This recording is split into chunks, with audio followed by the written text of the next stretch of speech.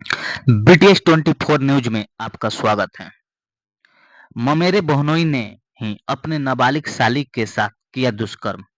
दुष्कर्म के बाद जब वह हो गई गर्भवती, तब वह सामाजिक लोक लज्जा बचाने के लिए गर्भवती के खिलाई गोली। अधिक रक्तस्राव होने की स्थिति में परिजनों द्वारा उसे अवैध क्लिनिक में किया भर्ती, जहां हुई उसकी मौत।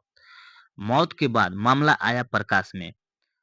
पुलिस ने शव को अपने कब्जे में लेकर पोस्टमार्टम कराकर परिजनों को सौंपा। वहीं पुलिस कार्रवाई करते हुए जीजा सहित एक को किया गिरफ्तार। इसी क्रम में बेतिया पुलिस अधीक्षक डॉक्टर सूर्या सुमन ने अवैध क्लिनिक में की छापेमारी। छापेमारी के दौरान पुलिस अधीक्षक अवैध क्लिनिक को सील करने का दिया आदेश। यह घटना बेतिया जिला के मुफस्सिल थाना क्षेत्र की है। वहीं बेतिया पुलिस अधीक्षक डॉक्टर सूर्या सुमन ने देखिए अभी विगत ये क्या कहते हैं। 2 दिनों पहले जो ये घटना घटी थी मुफस्सिल थाना अंतर्गत, जहाँ पे एक नाबालिग बच्ची की मृत्यु हो गई थी और बाद में पता चला कि उसके साथ अवैध संबंध मिली के उसका बलात्कार कर गर्भवती हो गई थी। उसके बाद उसका एक जिस जगह पर हम लोग खड़े हैं यहाँ पे इस अस्पताल में, इसका अस्पताल का जो नाम इस अस्पताल में उसका ऑपरेशन किया गया, अवैध इलीगल अबॉर्शन किया गया, जिस कारण उसके बाद में मृत्यु हो गई।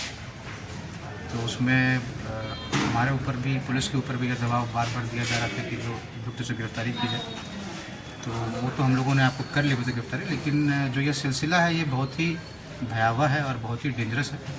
और मैं देख रहा हूँ कि यहाँ पे, जहाँ पे मैं तो खुद भी आपको मेडिकल बैकग्राउंड से, तो जो चीज़ें हैं वो सही नहीं है। और जो भी अस्पताल जहाँ पे इनका अबॉर्शन किया गया है, यहाँ पे इसको भी देखा गया है, यहाँ पे प्रॉपर लाइसेंस डॉक्टर भी नहीं एमबीबीएस के किए हुए या एमएस गायनी किए हुए हैं, और ऐसे भी लीगल अबॉर्शन बिना कोर्ट के आदेश के तो आप करा नहीं सकते। तो जो ये चीज़ कराई गई है उसमें सिर्फ और सिर्फ जो हमारा अनुसंधान है वो अभियुक्त की गिरफ्तारी के बाद नहीं रुकेगा। हम लोग यह प्रयास करेंगे कि जो यह क्राइम किया गया है उस क्राइम को बढ़ावा देने में कौन कौन लोग इसमें जुड़े हुए हैं, चाहे वो किसी भी सेवा से हों, और ख़ास करके जो चिकित्सकों के लिए जो जैको मैथ्यूज़ का सुप्रीम कोर्ट का ऑनरेबल सुप्रीम कोर्ट का जजमेंट है उसको भी हम लोग फॉलो करते आ रहे हैं। लेकिन इस केस में जो मुझे अभी तक समझ आ रहा है, इट्स अ प्रॉपर क्राइम। आप उस चीज़ को करने के लिए आप लाइसेंस नहीं है, आप ट्रेंड नहीं है, और आप उस चीज़ को कर रहे हैं। जब आप ऐसी चीज़ें कर रहे हो जहाँ पे आपको पता है कि आप उसके लिए ट्रेंड नहीं है, स्किल नहीं है, और उसके बाद अगर वो घटना घट रही है, that means it is a proper case of 302। तो 302 आईपीसी का ये केस बनता है, मर्डर का केस बनता है। और उसी के तहत जब एसडीपीओ को यहाँ पे भेजा गया तो हम लोग जो अबॉर्टेड फीटस है उसकी बरामदगी का प्रयास कर रहे थे। तो उसके उसी क्रम में यहाँ पे एसडीपीओ के द्वारा अभी छापेमारी की गई। और आगे जो अनुसंधान हम लोग करेंगे, तो अगर यहाँ पे जो डॉक्टर्स इसमें इन्वॉल्व हों उनके विरुद्ध भी हम लोग उचित कार्रवाई करेंगे। और जो यहाँ के इंडियन मेडिकल एसोसिएशन उसको भी बेतिया पुलिस की तरफ से मैं यही अनुरोध करूँगा कि आप लोग थोड़ा आगे आइए और इसमें कुछ बेहतर कार्य करने का प्रयास करें।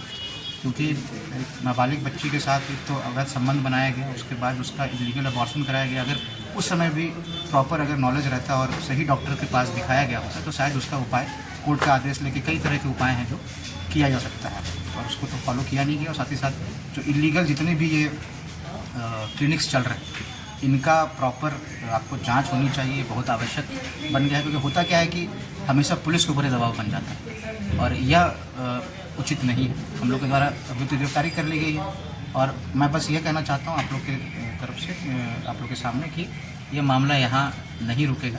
सिर्फ हम लोग अभी तो गिरफ्तारी करके नहीं रुकेंगे। जितने लोग इसमें हैं, क्योंकि जो मर्डर है वो आपको जो भी डॉक्टर थे, चाहे वो BOMS के हों, जो non qualified doctor, unskilled doctor है जिनके द्वारा यह किया गया है, इट्स अ प्रॉपर क्राइम। और हम लोग उसी धाराओं में, संगीन धाराओं में उनके विरुद्ध केस को बिल्ड करेंगे।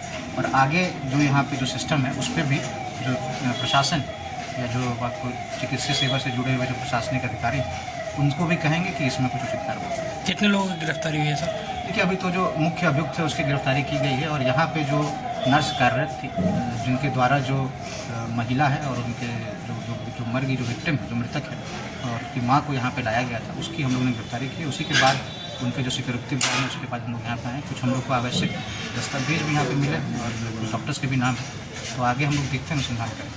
Thank you sir.